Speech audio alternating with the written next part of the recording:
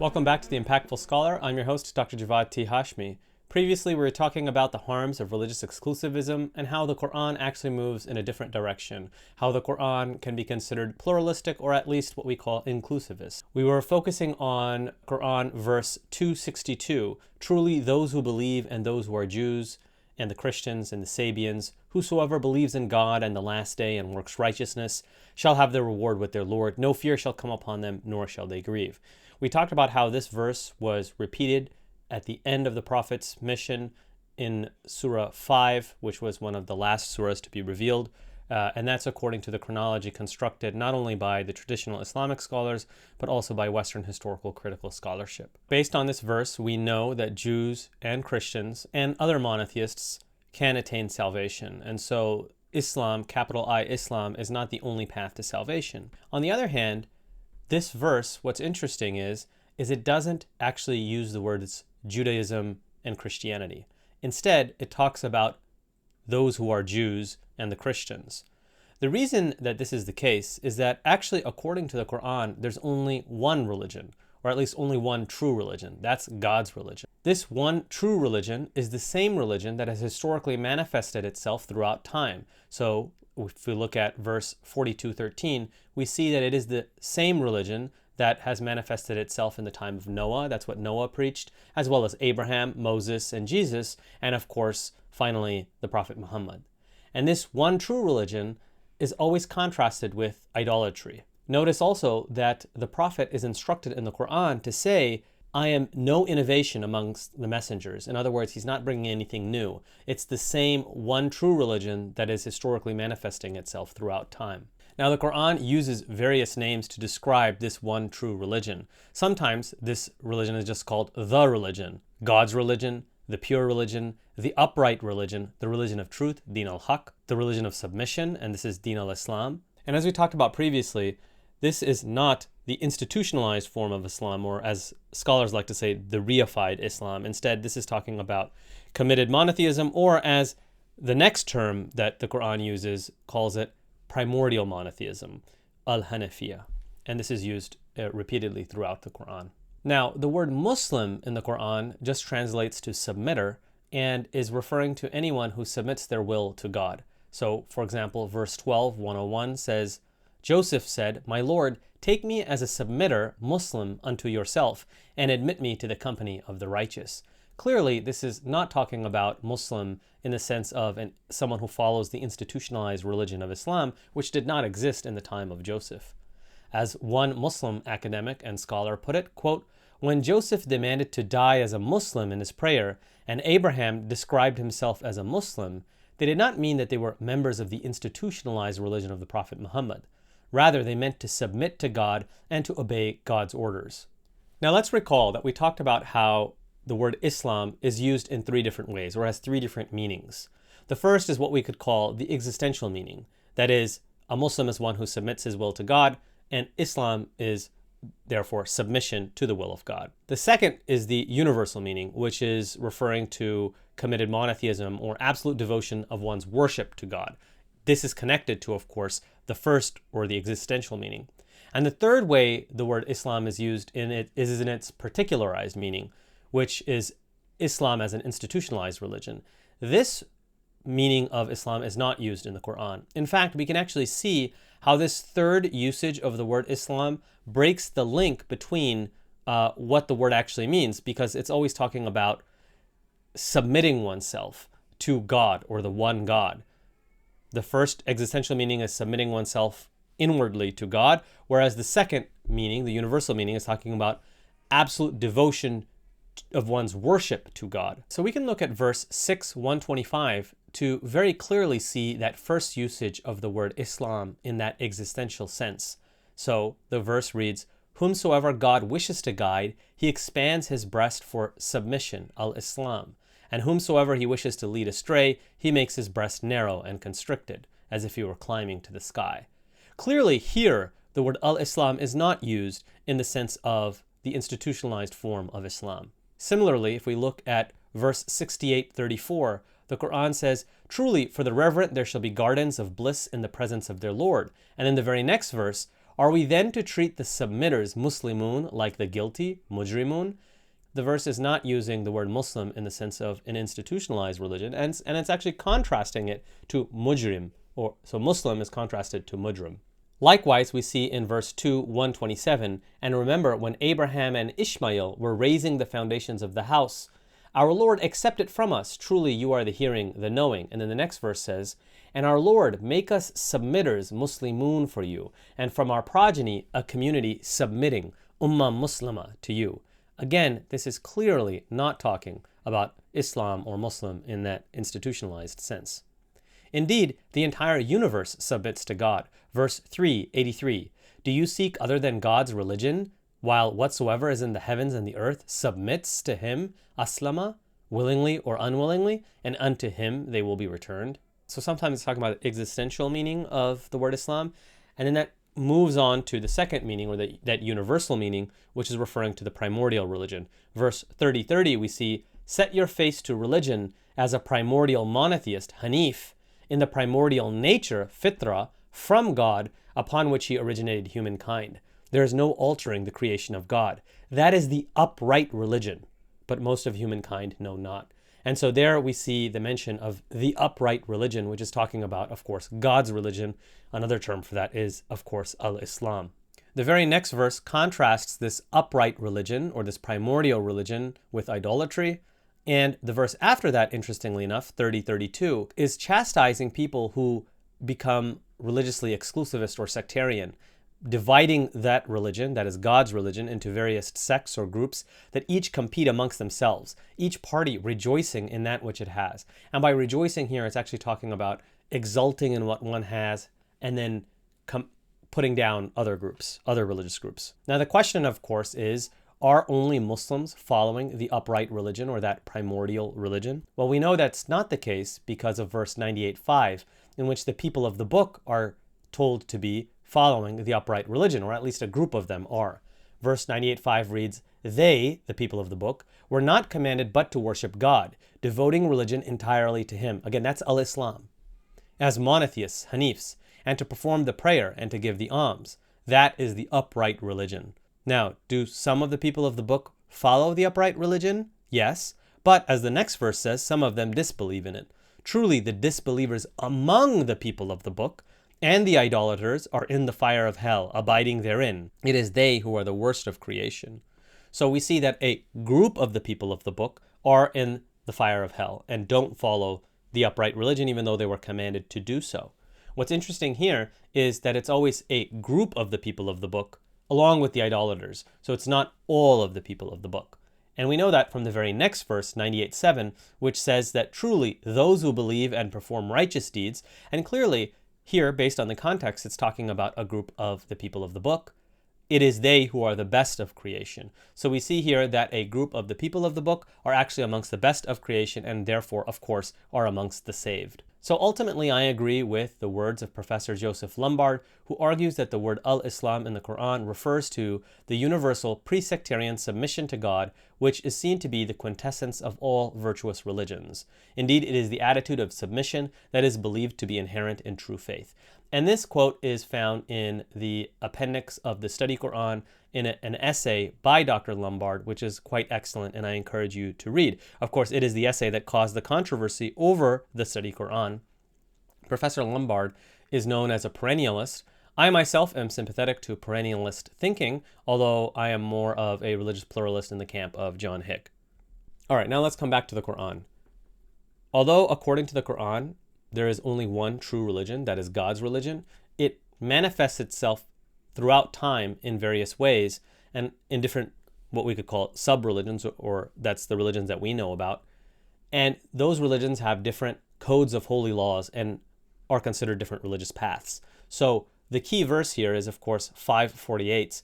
For each community among you, we have appointed a religious law and a religious path. And had God willed, he would have made you one community, but he willed otherwise. So here we are seeing divinely ordained religious diversity. The Quran doesn't say fight amongst each other based on your religious differences. Instead, what it says is, so race with one another in good deeds. So there's now a spiritual contest between the different people in different religions. So this is actually the Quran's powerful explanation for religious diversity. It doesn't say that all of those people following the other religions are misguided and corrupt and you need to go and forcibly convert them. Instead, what it's actually saying is that God ordained this religious diversity so all of you compete in good deeds. This divinely ordained religious diversity is mentioned in several verses in the Quran, such as verse 22-34. For every religious community, ummah, we have appointed a religious rite that they might mention the name of God. Not only does the Quran endorse all of these different religious rites, it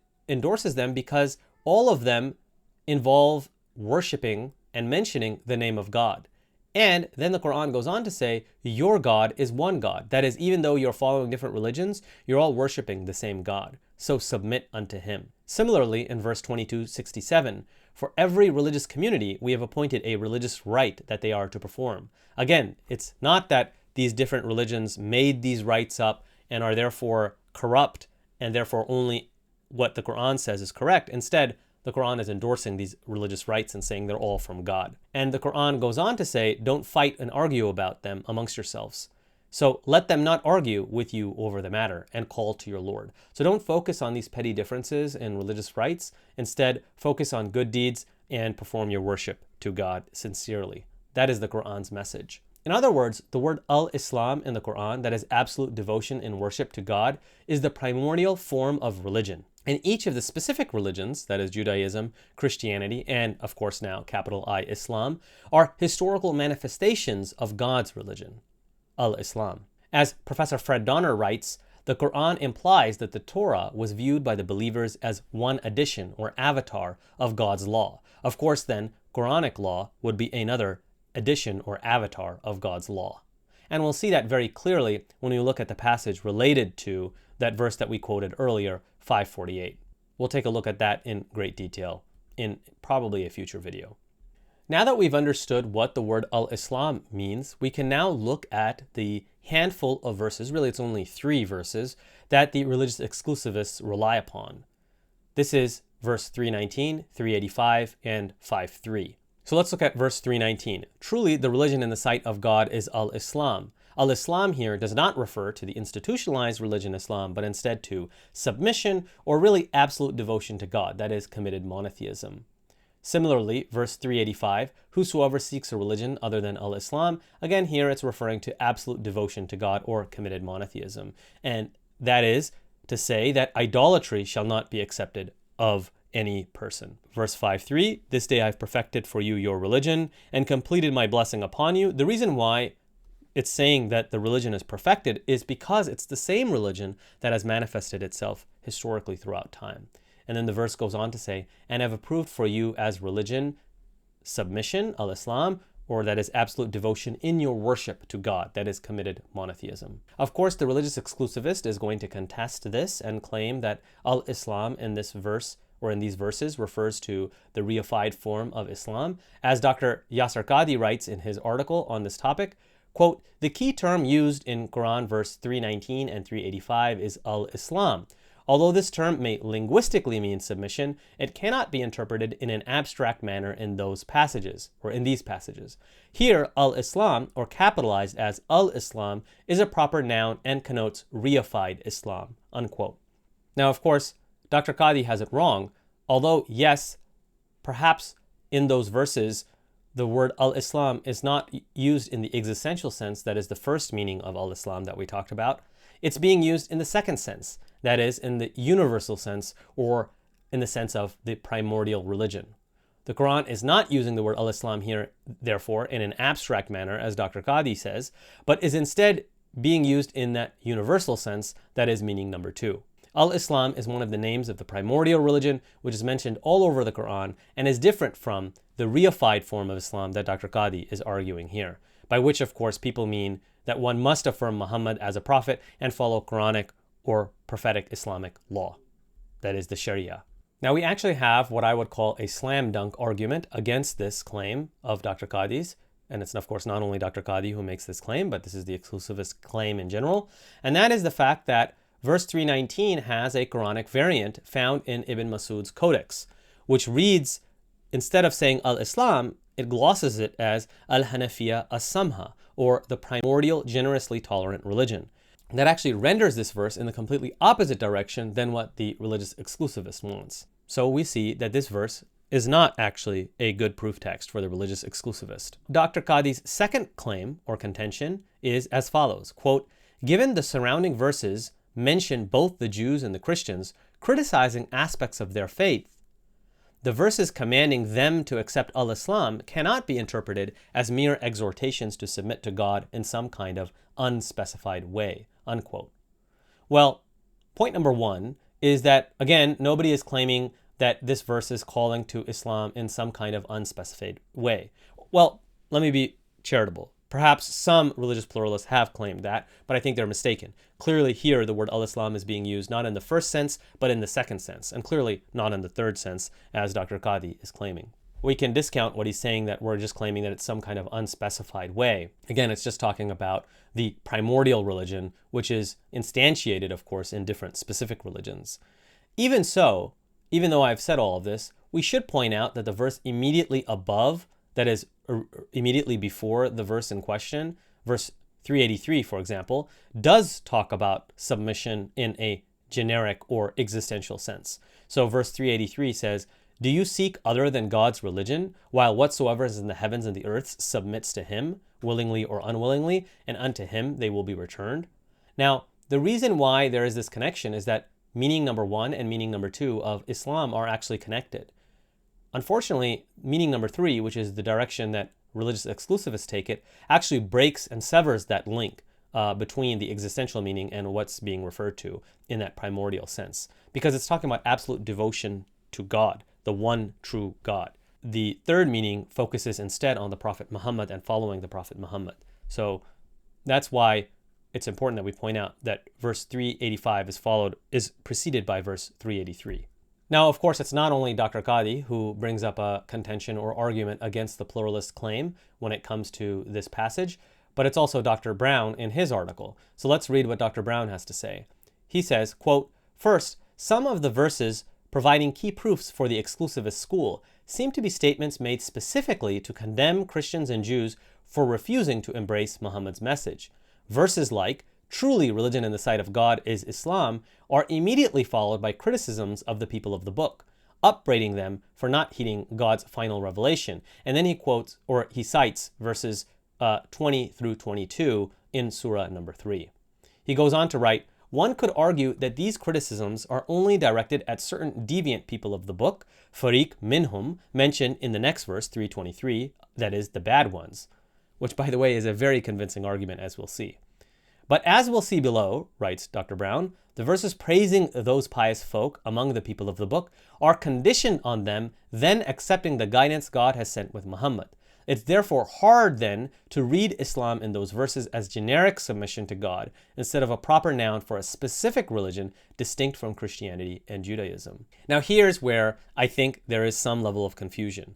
Again, remember that my thesis in my debate with Dr. El-Masri was that the Jews and Christians who joined the community of submitters along with the believers did have to affirm the Prophet Muhammad in some sense, perhaps even as a prophet of God. So the point, though, in response to Dr. Brown's argument here, is that even if the Quran insists that they need to follow the Prophet Muhammad, that doesn't mean that they have to convert to capital I Islam. They can remain Jews and Christians, and the way we know that is they can continue to follow their own religious laws and scriptures, as the Quran itself says. Now, what the Quran is actually talking about here is absolute devotion and worship to God. That's what al-Islam here is, and it's pitting that against idolatry. If we look at verse 5:3, forbidden unto you are that which has been offered to other than God, and that which is sacrificed on stone altars, and that which you allot divining arrows. That is evil. In other words, it's talking about idolatrous practices, or practices that are seen by the Quran as idolatrous. Now, of course, I need to make a clarification here. Historical critical scholars accept now the idea that what the Quran refers to as idolatry may not necessarily be referring to literal idolatry. That is to say, the Quran may be using this term idolatry in a polemical sense, and there's a long history of Jews, Christians, and Muslims using the word idolatry in a polemical sense. Indeed, when you're criticizing your opponents, you often accuse them of idolatrous practices, even if they themselves see themselves as monotheists. Now, with that caveat out of the way, what's clear is that the verse 5:3 is using the word al-Islam to refer to absolute devotion and worship to God. So the verse goes on to say, "This day I've perfected for you your religious worship and completed my blessing upon you, and have approved for you as religious worship al-Islam," or absolute devotion in worship to God. I've glossed deen here as religious worship, and this is based on a upcoming article by Dr. Mohsen Gudarzi, my advisor at Harvard, who argues that the word deen in the Quran is often used in the sense of religious worship and ritual as opposed to mere intellectual belief, and I think he's absolutely right about this. If we look at verse 5:5, the Quran goes on to say, "This day all good things are made lawful unto you. The food of those who have been given the book is lawful unto you." So here we clearly see that the word al-Islam is encompassing Judaism and Christianity. Otherwise, why would the immediately next verse say that the food of the people of the book is lawful to you? Notice the flow of the entire passage. The Quran starts by talking about how you should not eat food that has been consecrated in an idolatrous fashion. So it's pitting monotheism against idolatry. And then it says that God has perfected al-Islam, or your deen, for you, which is religious worship. And then it follows that up by saying that the food of the people of the book is okay for you, meaning that it's not idolatrous. And so al-Islam is encompassing Jews and Christians. Now moving back to verse 319, "Truly the religion in the sight of God is al-Islam. Those who were given the book deferred not until after knowledge had come to them out of envy amongst themselves." This is, of course, Dr. Qadi's and Dr. Brown's contention that, look, it's immediately criticizing Jews and Christians.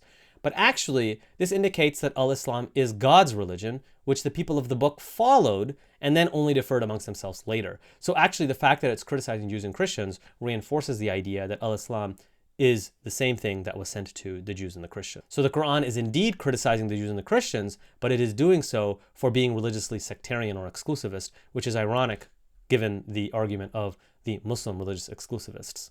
So they're completely misunderstanding these verses.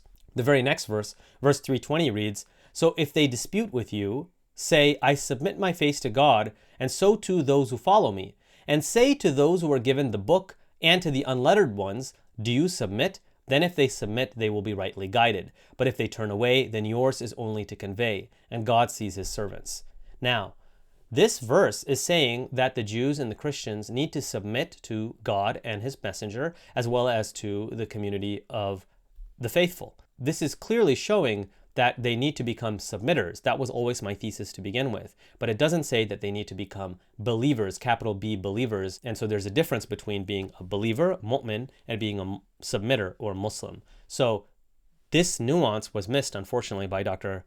Brown in his article when he was saying that, look, the very next verse is premising it on following the prophet. Verse 321 continues to say, "Truly those who disbelieve in God's signs and kill the prophets without right, and kill those who enjoin justice amongst mankind, give them glad tidings of a painful punishment." And then verse 323, "A group among them turned away." So clearly, the passage is saying that some of the Jews and the Christians followed al-Islam faithfully, and some of them disbelieved and did not. And how did they disbelieve? Well, they actually actively rejected their prophets and killed them without right. And so this is saying that yes, those Jews and Christians who actively opposed the Prophet Muhammad and sought to persecute him or join the persecutors, clearly they are going to get a painful punishment. Now, we could just continue reading the surah to the end and see how clearly al-Islam here is not used in a religiously exclusivist way. And I think this is one of the problems with the exclusivist reading, which is to read the Quran in an incredibly atomistic way and not look at the surrounding passage and surah in general. In Surah 3,